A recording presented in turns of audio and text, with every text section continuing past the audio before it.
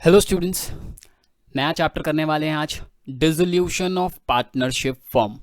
अब ये पहले हमको ये पता चलना चाहिए डिसोल्यूशन ऑफ पार्टनरशिप फर्म से कि पार्टनरशिप फर्म क्या होता है। देखो, पार्टनरशिप फर्म क्या होता है, जब दो लोग मिलके बिजनेस करते हैं तो हम उसे पार्टनरशिप फर्म कहते हैं, ठीक है। और जब वही पार्टनर किसी भी रीजन की वजह से उस बिजनेस को खुद ही बंद कर देते हैं तो हम उसे क्या कहते हैं, डिसोल्यूशन ऑफ पार्टनरशिप फर्म, ठीक है।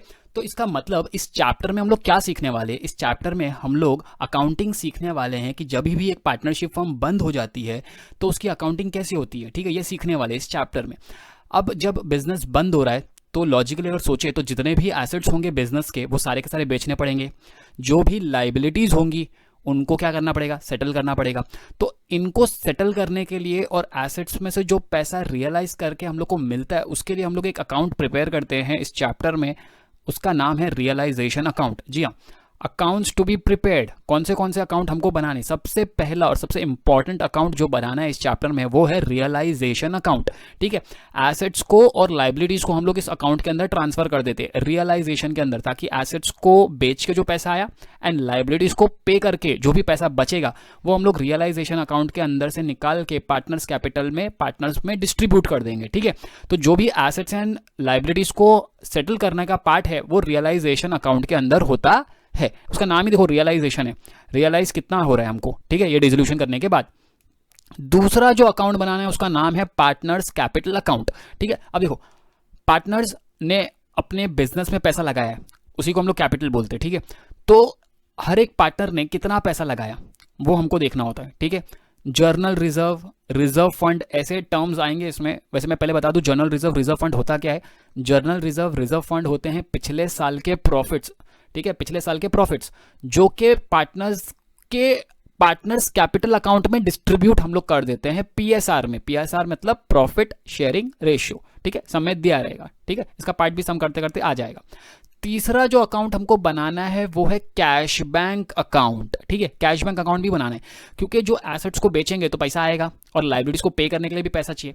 तो उस ट्रांजेक्शन को हैंडल करने के लिए एक सेपरेट अकाउंट बनाते हैं जिसको हम लोग बोलते हैं कैश बैंक अकाउंट, ठीक है। तो अगर कैश का बैलेंस सब में होगा तो उसको हम लोग कैश बैंक में ट्रांसफर कर देते हैं, ओके। और एक पार्टनर्स का लोन अकाउंट भी हम लोग सेपरेटली बनाते हैं, अगर सब में दिया है तो। हर सब में नहीं होगा, जिस समय होगा उसमें करेंगे, ठीक है। अब मैं तुम लोग को बताता हूँ इसमें करना क्या है। जो चैप्टर है ना, इसमें जर्नल एंट्री एंड लेजर दोनों बनाने, ठीक है। लेकिन पहले हम लोग लेजर बनाना सीखेंगे, ठीक है। पहले लेजर बनाना सीखेंगे, वो भी डायरेक्ट लेजर, विदाउट जर्नल। हम लोग लेजर कैसे बनाते हैं वो इंपॉर्टेंट है। अगर लेजर आ गया ना तो जर्नल एंट्रीज बहुत आसानी से आ जाएंगे, ठीक है। तो हम लोग डायरेक्ट लेजर बनाने जा रहे हैं, ठीक है। तो अगर लेजर बनाना है हम लोग को तो कुछ स्टेप्स है, ये सारे स्टेप्स अगर फॉलो करेंगे तो हमारे लेजर अकाउंट्स बन जाएंगे और टैली भी हो जाएंगे, ठीक है। तो देखिए, सबसे पहला स्टेप, स्टेप नंबर वन क्या है, जितने भी एसेट्स है, ठीक है, transfer all assets except cash bank, RDD और पीएनएल, ठीक है। ये प्रॉफिट एंड लॉस हमको सब में दिया रहेगा, लेकिन इसको रियलाइजेशन में नहीं भेजना है। आरडीडी को भी रियलाइजेशन में नहीं भेजना है, कैश बैंक को भी रियलाइजेशन में नहीं भेजना है। तो भैया कौन से अकाउंट को भेजना है, फिर कौन सी चीजें बची, बिल्डिंग, फर्नीचर, मोटर कार, ऐसे जो एसेट्स हैं उन्हें हम रियलाइजेशन में ट्रांसफर करते हैं। वो भी कौन से साइड पे, डेबिट साइड पे। अब आप लोग बोलोगे सर डेबिट साइड पे क्यों, देखो एसेट्स है, एसेट्स कौन सा बैलेंस शो करते हैं, assets always shows debit balance, ठीक है। क्योंकि एसेट्स डेबिट बैलेंस शो करते हैं इसलिए हम लोग सारे एसेट्स को रियलाइजेशन के डेबिट साइड पे ट्रांसफर कर देते हैं, ठीक है। तो डेबिट की चीज को उठा के डेबिट में लिख देते हैं, ठीक है। इसकी जर्नल एंट्री करते हैं तो ज्यादा बेटर समझ में आता है, लेकिन फिलहाल हमको डायरेक्ट लेजर बनाना है तो हम लोग इस प्रोसेस के थ्रू जाएंगे, ठीक है। तो हमको स्टेप नंबर 1 क्या करना है, स्टेप नंबर 1 जितने भी एसेट्स है cash bank, RDD, profit and loss को छोड़ के कहाँ ट्रांसफर करना है, रियलाइजेशन के डेबिट साइड पे ट्रांसफर कर देंगे, ठीक है। ओके, चलो पहला स्टेप हो गया। दूसरा स्टेप क्या है, दूसरा स्टेप है ट्रांसफर ऑल लाइबिलिटीज। अब ये लाइबिलिटीज में आउटसाइड लाइबिलिटीज आती है, जैसे क्रेडिटर। क्रेडिटर किसी इंसान को जिसे पार्टनरशिप फर्म को पैसा चुकाना है उस इंसान को हम लोग क्रेडिटर्स बोलते हैं। बिल्स पेबल, काफी सारे बिल्स पेंडिंग पड़े और आउटस्टैंडिंग एक्सपेंसेस, ये सारी पेंडिंग चीजें पे करनी है, ये सारी आउटस्टैंडिंग लाइबिलिटीज है। बैंक लोन, बैंक ओवरड्राफ्ट है, लिखा नहीं है मैंने, अगर होता तो वो भी रियलाइजेशन में ही ट्रांसफर कर देते। लाइबिलिटीज है, liabilities always shows credit balance, तो इसको हम लोग रियलाइजेशन के क्रेडिट साइड पे ट्रांसफर करते हैं, ठीक है। देखो, एसेट्स आए, एसेट्स को डेबिट में ट्रांसफर किया, लाइबिलिटीज आए, लाइबिलिटीज को क्रेडिट में ट्रांसफर किया। स्टेप नंबर 1 हो गया, स्टेप नंबर 2 हो गया, ठीक है। ओके, अब जाते हैं स्टेप नंबर 3 में। स्टेप नंबर 3 क्या है, transfer capital balances. Capital balances, journal reserve, reserve fund, profit and loss. पहले तो मैं बता दूं तीनों एक ही है। जर्नल रिजर्व होता क्या? जर्नल रिजर्व जैसे मैंने आप लोग को बताया, हर साल जैसे प्रॉफिट्स होते हैं उसमें से थोड़ा पोर्शन जो पार्टनर्स है वो अलग से निकाल कर रख देते हैं रिजर्व में, फ्यूचर में कोई अनसर्टेनिटी आ गया तो उससे निपटने के लिए, ठीक है। तो ये जो जनरल रिजर्व हमको सब में दिखता है ना, वो पास्ट ईयर्स के प्रॉफिट्स है, ठीक है, पास्ट ईयर के प्रॉफिट्स है। वैसे ही प्रॉफिट एंड लॉस भी पास्ट ईयर्स के प्रॉफिट्स है जो हमको डिस्ट्रीब्यूट करना होता है पार्टनर्स के अंदर, वो भी पीएसआर में। पीएसआर मतलब प्रॉफिट शेयरिंग रेशियो में। तो अगर हम लोग को सब में कैपिटल बैलेंस या जनरल रिजर्व ये सब दिया होगा ना, ये हम लोग कहाँ लिखेंगे? पार्टनर्स कैपिटल के अंदर। कौन से साइड पे? देखो ये ना लाइबिलिटी साइड पे होता है, लाइबिलिटी साइड मतलब क्रेडिट साइड, इसलिए देखो यहाँ पर भी मैंने क्या लिखा है? क्रेडिट साइड, ठीक है। एसेट्स डेबिट साइड, और जो लाइबिलिटीज है, कैपिटल है, रिजर्व है, उसको क्रेडिट साइड, ठीक है। ओके चलो, अब आती है बारी ट्रांसफर कैश बैंक। देखो ऊपर जो कैश बैंक को छोड़ा था ना, उसके साथ क्या करना है वो भी नीचे मैंने लिखा है। ट्रांसफर कैश बैंक का जो बैलेंस है कहाँ ट्रांसफर करना है? देखो कैश भी तो एक एसेट ही है ना, तो इसलिए इसको भी डेबिट साइड पे ही लिखना है, लेकिन रियलाइजेशन के नहीं। कौन से अकाउंट के? Cash bank. देखो कैश बैंक वालों को अपना एक सेपरेट अकाउंट बना के दे दिया, तो हम लोग क्या बोलते हैं कि ये जो कैश बैंक का जो भी बैलेंस है ना, उसको कैश के अंदर ही लिख दो, ठीक है, डायरेक्टली उसमें लिख देते। ओके, कैश का पार्ट भी हो गया। अब बचा आरडीडी। देखो आरडीडी ऊपर भी आया था, आरडीडी के साथ क्या करना है? यहाँ पर मैंने लिखा है RDD to be transfer to the credit side of realisation account, लेकिन इसकी बात इस वीडियो में नहीं करेंगे। आरडीडी के ऊपर डिटेल में चर्चा हम लोग नेक्स्ट वीडियो में करेंगे, जिसमें उसका सम भी है। अभी जो एग्जाम्पल करने वाले हैं उसमें आरडीडी नहीं है, ठीक है। स्टेप याद कर लो, आरडीडी आया, कहाँ जाएगा? Transfer RDD to the credit side of realisation. कैसे करना है नेक्स्ट वीडियो में सीखेंगे, ठीक है। ओके, अब आती है बारी ट्रांसफर प्रॉफिट एंड लॉस। अभी आप बोलोगे सर ये क्या, यहाँ पर भी प्रॉफिट एंड लॉस है, यहाँ पर भी प्रॉफिट एंड लॉस है, यहाँ पर भी प्रॉफिट एंड लॉस है। ये जो प्रॉफिट एंड लॉस है ना, ये हम लोग को बैलेंस शीट में क्रेडिट साइड पे दिया होगा, लाइबिलिटी साइड पे। ये जिसकी मैं बात कर रहा हूँ ये क्वेश्चन में डेबिट साइड पे होता है, ठीक है। ये वाला पीएनएल ही ये वाला पीएनएल है, ठीक है। ऊपर छोड़ देता ना, उसके साथ क्या करना है नीचे मेंशन कर रहा हूं मैं। अब आप बोलोगे सर ऐसा कैसे हो सकता है? प्रॉफिट एंड लॉस लाइबिलिटी में भी है, प्रॉफिट एंड लॉस एसेट में भी है, दोनों नहीं आएगा। सब में दोनों में से कोई एक साइड पे देंगे, या तो लाइबिलिटी साइड पे दिया है, तो जब लाइबिलिटी साइड पे पीएनएल दिखेगा ना, तो ये क्या रिप्रेजेंट करता है? पास्ट ईयर्स के प्रॉफिट्स, जो लाइबिलिटी साइड पे। और जब वही पीएनएल हमको एसेट साइड पे दिखेगा ना, तो वो क्या रिप्रेजेंट करता है? वो रिप्रेजेंट करता है पास्ट ईयर्स के लॉसेस, ठीक है। अब हमको करना क्या उसके साथ, वो इंपॉर्टेंट है, बिकॉज पीएनएल अगर डेबिट साइड में दिया ना तो डेबिट साइड में लिखो, क्रेडिट साइड में दिया तो क्रेडिट साइड पे लिखो, इन शॉर्ट, ठीक है। मतलब तो पता चल गया, लेकिन करना क्या उसका, वो इंपॉर्टेंट ना, करना पता होना चाहिए। अगर profit and loss liability side पे दिया है तो वो क्रेडिट साइड पे जाएगा, और अगर profit and loss debit side asset side पे दिया है तो वो डेबिट साइड में जाएगा। लेकिन कौन से अकाउंट के? Partners capital. ये प्रॉफिट एंड लॉस कभी भी रियलाइजेशन में नहीं लिखना है, कहाँ जाएगा? पार्टनर्स कैपिटल अकाउंट के अंदर, ठीक है, क्लियर। ओके, उसके बाद मैंने बोला एसेट सोल्ड होगा तो क्या करना है, लाइबिलिटीज पे करेंगे तो क्या करना है, ये हम लोग सम के साथ एग्जांपल के साथ ही सीखेंगे। पहले मुझे स्टेप्स बताओ। स्टेप नंबर 1 क्या है? ट्रांसफर ऑल एसेट्स, कहाँ? रियलाइजेशन के डेबिट साइड पे। सेकंड स्टेप क्या है? ट्रांसफर ऑल लाइबिलिटीज, कहाँ? रियलाइजेशन के क्रेडिट साइड पे। ओके, उसके बाद क्या करना है? फिर कैपिटल बैलेंसेज और रिजर्व्स की एंट्री करनी है। कैपिटल बैलेंस और रिजर्व्स कहाँ जाते हैं? पार्टनर्स कैपिटल अकाउंट के अंदर। कौन से साइड पे? क्रेडिट साइड पे। क्यों क्रेडिट साइड पे? क्योंकि लाइबिलिटी साइड पे दिया हुआ है इसीलिए, ठीक है। चलिए एग्जाम्पल करते हैं, ज्यादा बेटर तरीके से समझ में आ जाएगा, रिवीजन भी हो जाएगा। Rajeev and Sanjeev are partner sharing profit and losses equally, ठीक है। मतलब जो भी प्रॉफिट होता है ना, आधा आधा आपस में बांट लेते, ये अच्छी बात है। दे डिसाइडेड टू डिसॉल्व, इससे पता चल जाता है कि डिसोल्यूशन का सम है। जैसे ही आपको पता चला ना कि डिसोल्यूशन का सम है, तो आगे पीछे कुछ देखने का नहीं, सीधा बढ़ो, अपना अकाउंट प्रिपेयर करो, लेजर प्रिपेयर करो। पहले लेजर का नाम रियलाइजेशन अकाउंट, ये हमारा फॉर्मेट है अकाउंट का। लेजर का फॉर्मेट होता है पर्टिकुलर अमाउंट, पर्टिकुलर अमाउंट। ये 3 डेबिट साइड है, ये 3 कॉलम्स क्रेडिट साइड है, बराबर। ओके, दूसरा जो अकाउंट बनाना है वो पार्टनर्स कैपिटल। देखो पार्टनर्स कैपिटल में ना मैंने सिर्फ 2 कॉलम इसलिए नहीं बनाया क्योंकि रुपीज लिखने वाला हूँ। यहाँ पर आएगा राजीव संजीव, 3 पार्टनर्स होते तो यहाँ भी 3 कॉलम होते, यहाँ भी 3 कॉलम होते, ठीक है।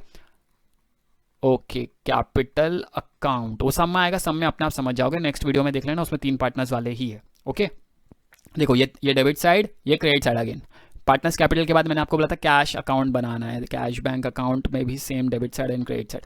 ये होता है डेबिट साइड, ये होता है हमारा क्रेडिट साइड। ओके, ठीक है। लोन अकाउंट नहीं है सम में तो मैंने नहीं बनाया, ठीक है, मुझे पहले से पता है। तुम लोग को मैं बता दूंगा कैसे। सब में लाइबिलिटी साइड पे कोई लोन अकाउंट दिख रहेगा, देखो रिजर्व फंड है, क्रेडिटर्स है, बिल्स पेबल है, कैपिटल है, लोन नहीं है, तो मतलब इस समय लोन नहीं है तो लोन की एंट्री हम लोग को करने की भी ज़रूरत नहीं है। नेक्स्ट वीडियो में आईडीडी, पीएनएल और जो लोन है ना, इसके बारे में ही हम लोग बात करेंगे और उसी का एग्जाम्पल सॉल्व करेंगे। इस वाले वीडियो में सिर्फ ये समझना है कि बेसिक एंट्रीज कैसी होती है और बेसिक सम आया तो कैसे सॉल्व करना है, ताकि प्रोसेस हमारे दिमाग में बैठ जाए। एक बार प्रोसेस आ गया तो हम लोग सम फिर खुद से भी आप लोग कर पाओगे, ठीक है। तो चलिए आगे बढ़ते हैं। मुझे बताओ डिसॉल्व करने के बाद स्टेप नंबर 1 क्या है। स्टेप नंबर 1 था जितने भी एसेट्स है, किसको छोड़ के, कैश बैंक, पीएनएल और आईडीडी को छोड़ के, बिल्डिंग को लेंगे, फर्नीचर को लेंगे, डेटर्स को लेंगे, स्टॉक को लेंगे, बिल रिसीवेबल को लेंगे, कैश बैंक को नहीं लेंगे। इसमें आईडीडी और पीएनएल जैसे मैंने बोला था नहीं है, अच्छी बात है ना, नहीं है, कैश बैंक नहीं लेंगे। तो मतलब ये इन सारे एसेट्स का करना क्या है, मुझे बताओ। स्टेप नंबर 1 क्या था। स्टेप नंबर 1 था, स्टेप नंबर 1 बताओ कहाँ ट्रांसफर करना है इनको, रियलाइजेशन में। रियलाइजेशन के कौन से साइड पे, डेबिट साइड पे। क्यों, क्योंकि ये कौन सा साइड है, assets always shows debit balance.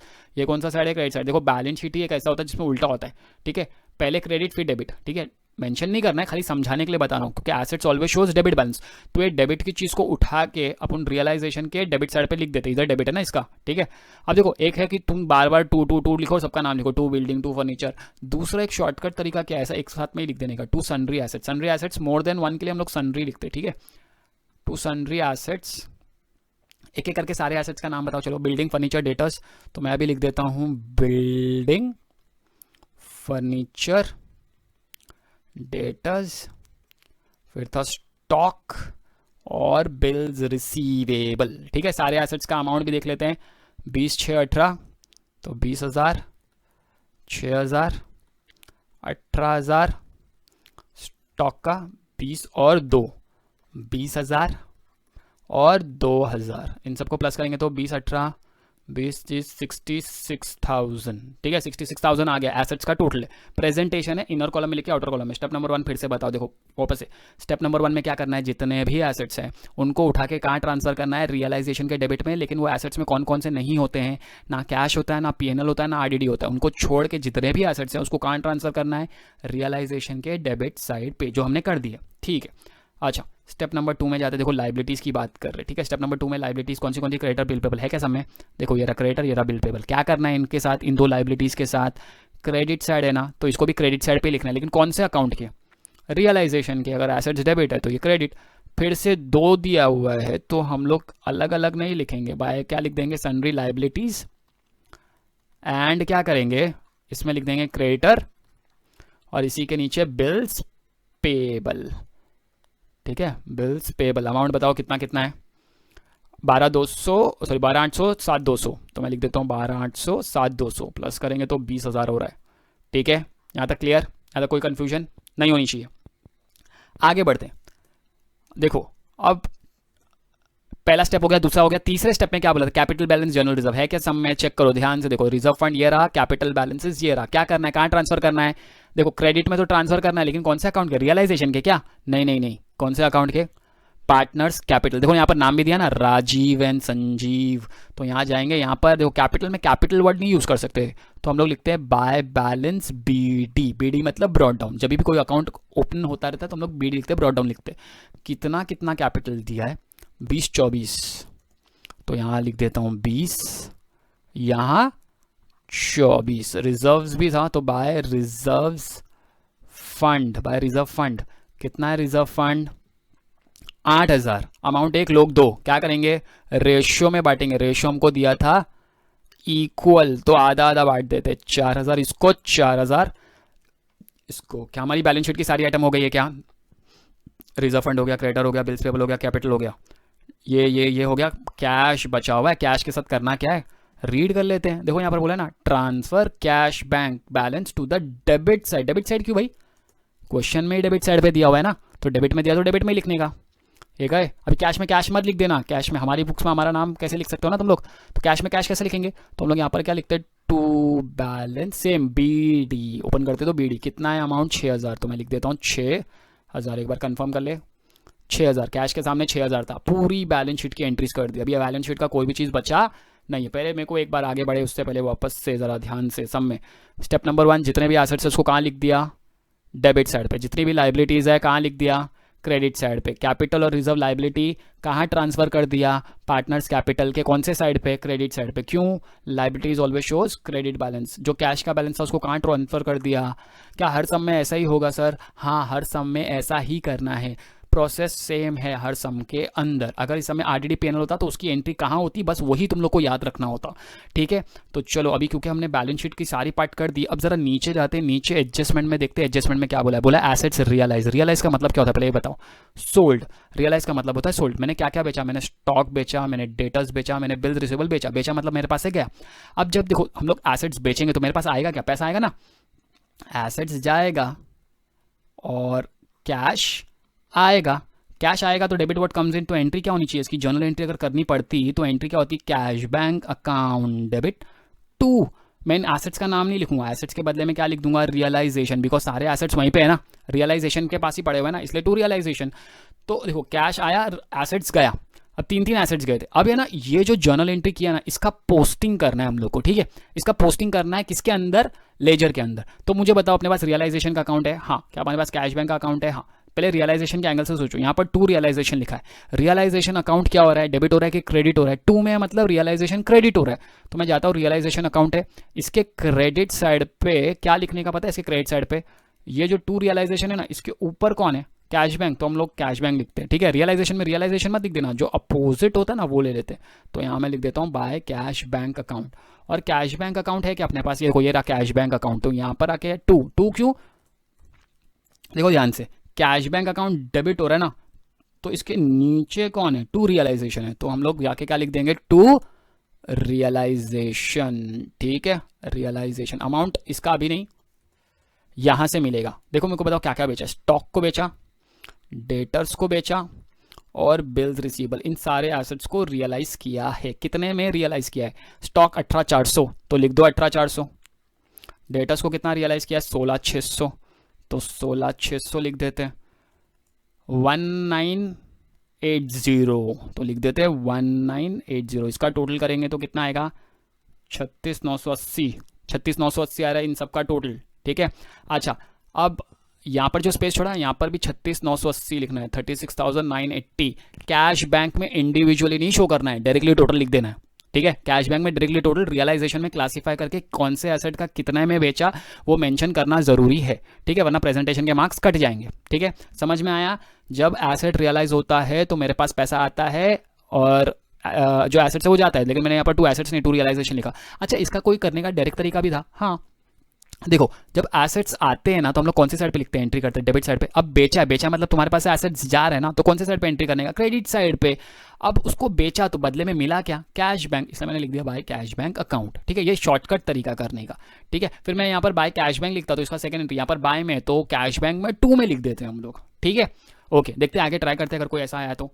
अब वो लोग ने देखो क्या बोला है, लॉजिक वाला पार्ट आ गया है, डायरेक्ट भी कर सकते हैं, जर्नल एंट्री से भी हो सकता है। वो लोग ने बोला है क्वेश्चन में, Sanjeev agree to take over the building. Building लेके गया संजीव, मतलब बिल्डिंग मेरे पास से गया लेकिन बदले में पैसा नहीं आया। संजीव आया, बिल्डिंग लेके गया। अब बिल्डिंग मेरे पास से जा रहा है और संजीव के पास जा रहा है, संजीव नाम है, पर्सनल अकाउंट है। पर्सनल अकाउंट का रूल बताओ, डेबिट द रिसीवर, क्योंकि संजीव रिसीव कर रहा है तो संजीव को कायदे से जर्नल एंट्री में क्या होना चाहिए, debit. Sanjeev account debit to, क्या जा रहा है मेरे पास से, बिल्डिंग जा रहा है, तो टू बिल्डिंग नहीं, टू क्या लिखने का, रियलाइजेशन। टू क्या लिखने का, रियलाइजेशन, क्योंकि बिल्डिंग जा रहा है लेकिन बिल्डिंग को कहाँ ट्रांसफर किया है, रियलाइजेशन में, इसलिए टू रियलाइजेशन। ठीक है, अब इसका पोस्टिंग देखो, फिर से टू रियलाइजेशन है। टू रियलाइजेशन मतलब रियलाइजेशन के क्रेडिट में आना चाहिए। और अपना जो शॉर्टकट था ना वो भी सोचो, बिल्डिंग मेरे पास से जा रहा है तो आया बिल्डिंग, तो मैंने डेबिट साइड पे लिखा, जाएगा तो मैं ऑब्वियसली क्रेडिट साइड पे लिखूंगा। तो इस बार भी मैं लिख रहा हूँ बाय कैश बैंक में। इस बार पैसा नहीं मिल रहा है, इस बार उन किस इंसान को बेच रहे हैं ना, उसका नाम किसके पास भेज रहे हैं, संजीव। तो संजीव कैपिटल अकाउंट, क्या आएगा, संजीव कैपिटल अकाउंट। कितने में लेके गया, आप भाव दिया है कि 18, नहीं देते तो वही ऊपर वाला ले लेता, 18,000। ठीक है, समझ में आया। देखो इसके नीचे एक और एक पार्ट है वो भी मैं बता देता हूँ। ये संजीव दिया, वापस से संजीव नहीं है, राजीव है। ठीक है, Rajeev agree to take over furniture, Rajeev furniture लेके गया। अब देखो शॉर्टकट देखो, फर्नीचर जब आया था तो मैंने यहाँ डेबिट किया था, अब जा रहा है तो कहाँ लिखेंगे, क्रेडिट साइड पे। यहाँ पर मैं क्या लिखता हूँ पता है, by Rajeev, Rajeev capital account. ठीक है, वो लेके जा रहे हैं ना तो उसका नाम लिख दिया। जब जब एसेट्स आएगा तो डेबिट, और जब जब बेचेंगे तो क्रेडिट। अगर कैश में बेचा तो बाय कैश बैंक, अगर कोई लेके जा रहे तो उसका नाम लिख देते, रिसीवर का नाम लिख देते, by Sanjeev capital, by Rajeev capital. क्या सर हमेशा ऐसे ही होगा? हाँ, अगर रियलाइज हुआ है तो कैश बैंक लिखेंगे और टेकन ओवर रहा तो पार्टनर का नाम आएगा और रियलाइजेशन के क्रेडिट साइड पे ही आएगा। ठीक है, रियलाइजेशन के क्रेडिट साइड पे ही आएगा। ओके अच्छा, ये राजीव का अमाउंट कितना है? 5400। तो चलो लिख देते हैं 5400। कितना लिख दिया? 5400। ओके, क्या ये भी एडजस्टमेंट से मिला? क्या इसका भी 2 एंट्री होगा? हाँ, इसका भी 2 एंट्री होगा। कैसे होगा 2 एंट्री? देखो यहाँ पर बाय में लिखा है ना, अपने पास कैपिटल अकाउंट है क्या? हाँ, तो हम लोग यहाँ जाएंगे, यहाँ पर लिखेंगे टू रियलाइजेशन, उस अकाउंट का नाम रियलाइजेशन, इसमें आ जाएगा, सॉरी इसमें आएगा 18,000, इसमें आएगा 5400। अपोजिट था ना ऊपर नीचे, देखो पहले संजीव दिया था यहाँ पर, तो मैंने संजीव का 18 और राजीव, लेकिन यहाँ पर नाम पहले राजीव है ना, तो पहले 5400 लिखेंगे फिर 18,000 लिखेंगे। ठीक है, नाम के हिसाब से राजीव का 5400 है, यहाँ पर भी राजीव का 5400 है, संजीव 18,000 है, तो यहाँ पर संजीव बाद में, इसलिए मैंने यहाँ पर 18,000 लिखा। ठीक है, ये याद रखना, अगर इसमें गड़बड़ी की तो फिर पूरा सम ही गड़बड़ हो जाएगा। ठीक है, ओके चलिए और आगे बढ़ते हैं जरा। अब वो लोग ने क्वेश्चन में बोला है the realisation expenses is 600। Realisation expenses हुआ 600 रुपए का, एक्सपेंस हुआ है, एक्सपेंस करेंगे तो पैसा आएगा कि जाएगा? पैसा जाएगा। ठीक है, अच्छा पैसा जा तो रहा है, लेकिन इन लोगों ने ना उस लाइबिलिटी के बारे में कुछ नहीं बताया जो अभी भी ऊपर पड़ी हुई है, क्रेडिटर और बिल्स पेबल। इनका क्या, इनको नहीं करेंगे क्या पे? क्या ये लोग ऐसे चले जाएंगे, बिजनेस बंद हो रहा है तो लोग ऐसे भूल जाएंगे अपना पैसा? नहीं, इनको पेमेंट करना पड़ेगा। देखो जब भी सम में है ना, जब सम साइलेंट होता है ना कि हमने क्रेडिटर्स या बिल्स पेबल को पे किया कि नहीं पे किया, बैंक लोन पे किया कि नहीं पे किया, तो हमको ये अज्यूम करना चाहिए कि पेमेंट हुआ ही होगा। बिकॉज अगर बिजनेस बंद हो रहा है तो ऐसा पॉसिबल ही नहीं है कि हमको इनका पैसा नहीं मिला होगा। अब देखो अगर मैं क्रेडिटर को पे करूंगा, बिल्स पेबल को पे करूंगा, रियलाइजेशन एक्सपेंसेस पे करूंगा, तो पैसा मेरे पास से जाएगा। तो अपना है ना रूल, टू कैश बैंक, पैसा आता है तो debit, cash bank account debit, पैसा जाता है तो क्रेडिट। अब मैंने ऊपर लिख दिया रियलाइजेशन। आप पूछोगे सर रियलाइजेशन कैसे आपको पता? रियलाइजेशन ही आएगा। देखो क्रेडिटर और बिल्स पेबल कौन से अकाउंट के अंदर हमने ट्रांसफर कर दिया है? रियलाइजेशन के अंदर। तो जब एसेट्स की बारी आई तो मैंने रियलाइजेशन लिखा, तो लाइबिलिटीज की बारी आएगी तो भी रियलाइजेशन ही लिखना चाहिए ना मुझे, बराबर। अब इसका पोस्टिंग कैसे करेंगे? देखो रियलाइजेशन अकाउंट क्या हो रहा है? डेबिट। क्या अपने पास रियलाइजेशन का अकाउंट है? हाँ ये रहा, इधर डेबिट में लिखने वाले। ठीक है, तो यहाँ पर डेबिट में क्या आएगा? टू कैश बैंक, नीचे की चीज़। अच्छा इसका शॉर्टकट देखो, पहले एसेट्स आया तो इधर डेबिट में लिखा, फिर गया तो इधर क्रेडिट में लिखा, लाइबिलिटीज पहले आया तो क्रेडिट में लिखा, जा रहा है तो डेबिट में लिख रहे हैं। देखो कैश बैंक, पेमेंट हो रहा है ना, पैसा जा रहा है। क्या क्या जा रहा है? Sundry creditors, bills payable, realisation expense, payment कर रहे हैं। ठीक है, क्या क्या जा रहा है? देखो सन्ड्री क्रेडिटर्स को कितने में पे कर रहे हैं, अमाउंट नहीं दिया तो सेम अमाउंट लेना पड़ेगा, इसका भी अमाउंट नहीं दिया सेम अमाउंट, और ये 600, तो ये हो जाएगा 20,600, 20,600। क्या इसकी भी सेकेंड एंट्री करनी पड़ेगी? यहाँ पर 2 है, अगर कैश बैंक अकाउंट है अपने पास वहां पर 2 में है, तो यहाँ पर बाय क्या लिखेंगे? Realisation account. कितना आएगा अमाउंट? 20,600। देखो एंट्री क्या थी? एंट्री देखो, एंट्री थी realisation account debit to cash bank, बराबर टू कैश बैंक ना, कैश बैंक के एंगल से सोचो, कैश बैंक के एंगल से सोचेंगे यहाँ पर 2 में, अगर कैश बैंक 2 में है तो यहाँ पर भी क्रेडिट साइड में एंट्री आनी चाहिए, लेकिन एंट्री हम लोग कैश बैंक के ऊपर का लेते हैं, विच इज रियलाइजेशन। ठीक है, समझ में आया? देखो जर्नल एंट्री से लॉजिक वाइज करना बहुत अच्छी बात है, बट मैं चाहूंगा कि तुम लोग उसको मगअप कर लो स्टेप्स को, ताकि जल्दी सम कर सको। देखो स्टेप नंबर 1 क्या था? स्टेप नंबर 1 था कि जितने भी एसेट्स थे उसको कहाँ लिखना है? रियलाइजेशन के डेबिट साइड पे। स्टेप नंबर 2 क्या था? जितनी भी आउटसाइड लाइबिलिटीज है उसको रियलाइजेशन के कौन से साइड पे लिखना था? क्रेडिट साइड पे लिखना था। ठीक है, देन फिर जब हम लोग एसेट्स को रियलाइज करते हैं, एसेट्स को रियलाइज करते हैं तो कौन सी साइड पे एंट्री कर देते हैं? क्रेडिट साइड पे। एंड जब लाइबिलिटीज को पेमेंट करते तो हम लोग कौन सी साइड पे एंट्री कर देते हैं? डेबिट साइड पे। ठीक है, क्रीस क्रॉस है, ये आया तो डेबिट एंड देन जब गया तो क्रेडिट, ये आया तो क्रेडिट एंड जब पेमेंट किया तो डेबिट। ठीक है, ये याद रखना है तुम लोग को। और अगर कोई पार्टनर एसेट लेके जाता है तो हम लोग उस पार्टनर लोग का नाम लिख देते हैं। क्या लिख देते हैं? नाम लिख देते हैं। ठीक है, यहां तक क्लियर है क्या? कैपिटल बैलेंसेस एंड रिजर्व्स हम लोग कहाँ लिखते हैं? पार्टनर्स कैपिटल अकाउंट के अंदर। रिजर्व्स का अमाउंट एक ही होता है तो हम लोग क्या करते हैं? रेशियो में बांट देते हैं, रेशियो में बांट देते हैं। ठीक है, रेशियो इक्वल था इसमें इसलिए आधा आधा बांट दिया।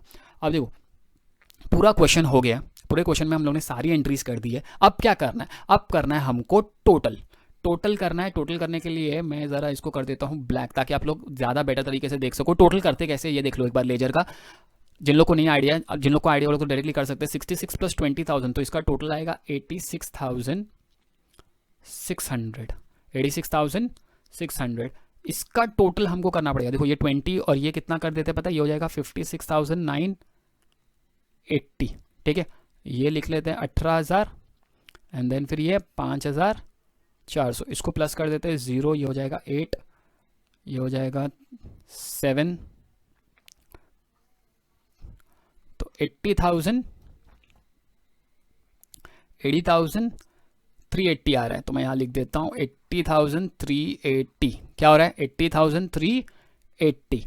तो अब जब ये 80,380 आ गया और एक का 86,600 आ रहा है, कौन सा बड़ा है, कौन सा बड़ा है बताओ मुझे। 86 बड़ा है ना, तो हम लोग जाएंगे यहाँ भी लिखेंगे 86,600, यहाँ पर भी लिखेंगे 86,600 एंड देन फिर क्या करेंगे पता है, इसको उससे माइनस कर देंगे। माइनस करके कितना बच रहा है वो इम्पॉर्टेंट है, ठीक है। बच रहा है 6,220, ठीक है।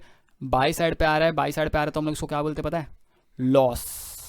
कहाँ ट्रांसफर करना है, पार्टनर्स कैपिटल में। प्रॉफिट आता तो भी पार्टनर्स कैपिटल में, ठीक है। ध्यान से देखो, फिर से मैं बताऊं क्या करना है। सबसे पहले टोटल किया, इसका टोटल किया तो 86 आया, इसका टोटल किया तो 80,380 आया, ठीक है।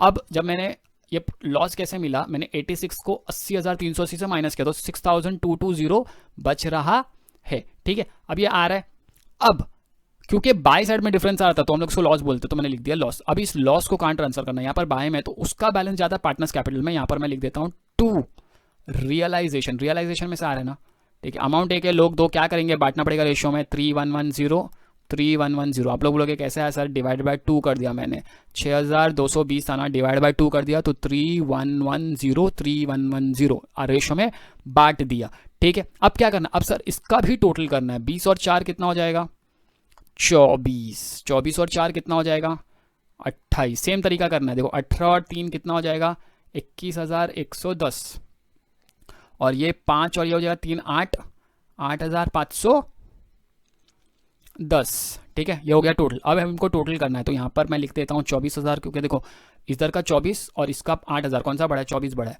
इधर का 21, इधर का 28, कौन सा बड़ा है, तो इधर 28। जो बड़ा होता है ना वो हम लोग दोनों साइड पे लिखते हैं हमेशा, इस बार ये साइड का बड़ा है। जो साइड का बड़ा होता है वो हम लोग दोनों साइड लिख देते हैं एंड देन फिर यहाँ पर आ जाएगा 28,000। अब करना क्या, 28 में से इसको माइनस करेंगे, 24,000 में से इसको माइनस करेंगे। इसके अंदर जो बैलेंस आएगा ना वो कहाँ जाएगा, वो जाएगा हमारा कैश बैंक के अंदर। देखो मैंने जानबूझ के ना ब्लैक से लिखा है बिकॉज तुम लोगों को पता चलना चाहिए कि जो मैंने रेड से लिखा था ना वो सब एंट्रीज ये जो सेम में दिया था उसकी थी, और जो मैं टोटल कर रहा हूँ मैं ब्लैक से कर रहा हूँ ताकि तुम लोगों को पता चले जो भी अमाउंट आ रहे हैं अभी वो हमको क्वेश्चन में नहीं दिए गए हैं। ये जो भी अमाउंट है ये हम लोग फाइंड करें, कैलकुलेट करें टोटल करके, ठीक है। 24,000 में से अगर 510 जाएगा तो कितना बचेगा, बचे रहा है 15,490, और 28,000 में से अगर ये जाएगा तो बच रहा है 6890, ठीक है। आप लोग भी एक बार कैलकुलेट कर लो, चेक करो ये अमाउंट राइट है क्या। अब ये जो अमाउंट है ये बैलेंस अमाउंट है, यहाँ पर 2 कैश बैंक लिखा है ना, यहाँ पर 2 में है तो यहाँ पर वापस से बाय में आ जाएगा, ठीक है। इधर मैं यूनिफॉर्म होने के लिए चेंज कर देता हूँ, ठीक है। यहाँ पर मैं लिख देता हूँ बाय पार्टनर्स कैपिटल, एक एक करके नाम लिख देता हूँ। पहले वाले का नाम क्या था, राजीव, दूसरे वाले का नाम संजीव, ठीक है। तो मैं अमाउंट लिख देता हूँ, एक का अमाउंट आ रहा था 15,490, एक का अमाउंट आ रहा था 6,890। दोनों साइड टोटल करेंगे, अगर दोनों साइड टोटल सेम आ गया इसका मतलब सम राइट है। देखो ये साइड का तो आ रहा है 42,980 एंड ये साइड का भी आ रहा है 42,980, ठीक है। तो क्योंकि अब ये दोनों साइड का आंसर सेम आ गया, हमारा सम राइट आ गया, इसका मतलब सम करेक्ट है। अब करना क्या है, रिवीजन, ठीक है। रिवीजन वापस से स्टेप नंबर 1, जितने भी एसेट्स है आरडीडी, पीएनएल और कैश बैंक को छोड़ के कहाँ ट्रांसफर करना है, रियलाइजेशन के डेबिट साइड पे। जितनी भी आउटसाइड लाइबिलिटीज है, bank overdraft, bills payable, creditor, outstanding expense वगैरह वगैरह, कहाँ ट्रांसफर करना है, रियलाइजेशन के क्रेडिट साइड पर। फिर जितने भी एसेट्स है, जो हमको एसेट्स मिलते हैं उन एसेट्स को हम लोग कौन से साइड पे लिख देते हैं, ट्रांसफर करने के बाद जब रियलाइज करते हैं तो क्रेडिट साइड। एसेट्स आएगा तो डेबिट, जाएगा तो क्रेडिट। लाइबिलिटीज के साथ उल्टा होता है, आएगा तो पहले कहाँ लिखते हैं अपन, क्रेडिट में, फिर जब पेमेंट करते हैं तो डेबिट में, ठीक है। ओके, नेक्स्ट वीडियो में हम लोग एक और एक सिंपल सम करेंगे बट उसमें पेस थोड़ा फास्ट होगा। वो सम करने के बाद हम लोग एक और एक सम करेंगे एक और एक वीडियो में जिसमें पीएनएल और आरडीडी भी होगा, तब जाके आपको डिसोल्यूशन के लिए जो लेजर है वो परफेक्टली समझ में आ जाएगा। आप लोगों का काम है इन स्टेप्स को मगअप करना, ठीक है, ताकि आपको प्रोसेस आ जाए। लेजर कर लिया, जर्नल एंट्री बहुत ईजी है। कुछ एंट्रीज मैंने आपको बता दी, जब रियलाइज होता है तो क्या एंट्री होती है, एसेट पार्टनर लेके जाता है तो क्या एंट्री होती है, एंट्री के थ्रू मैंने पोस्टिंग किया। बट आप लोगों को ये याद रखना है कि जब आप पोस्टिंग करोगे तो आपको जल्दी पोस्टिंग करनी है। अगर आप एंट्रीज के साथ कर सकते हो तो बहुत अच्छी बात है, वरना डायरेक्टली जो प्रोसेस है उसको फॉलो करो, स्टेप को फॉलो करो, आंसर आ जाएगा। ठीक है, तो चलिए इस वीडियो में इतना ही। नेक्स्ट वीडियो में हम लोग मिलेंगे जिसमें हम लोग ज़्यादा बात करेंगे। और आपको पता है अगर आपको ये वीडियो पसंद आया तो आपको क्या करना है, like and subscribe. Thank you.